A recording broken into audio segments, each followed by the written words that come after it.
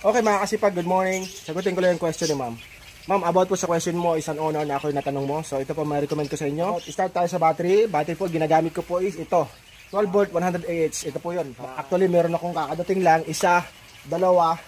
Para po yan sa client ko. Yan po ang recommend ko about sa battery. At ito po yung sa akin. Nabili ko po last year. 6/12/2020 po. So meaning to say, isang taon na to sa akin ginagamit. So ito po yun. Mura na, pero lead acid lang po. Pero subuko na yan, ma'am. About naman po sa inverter, dito po ako nagsimula.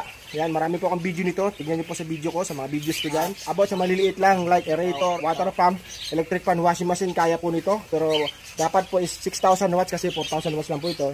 Diyan po ako nagsimula. Almost 6 months ko pong ginamit yun. Nasa link ko na po ilalagay lahat yan. Ngayon, kung gusto niyo pong aircon at mabibigat na appliances, dito po ang recommend ko. Vodka, ito po yung Bosca. 3,000 BA o 3,000 watts. Ito po yung ginagamit ko ngayon. Subuko na po yan. Actually, meron pong bagong dating dito. Ito rin po ay sa client ko. Ito po ang recommended ko sa kanya. Nag-upgrade po sa kanya. Pong ginagamit is ito rin po.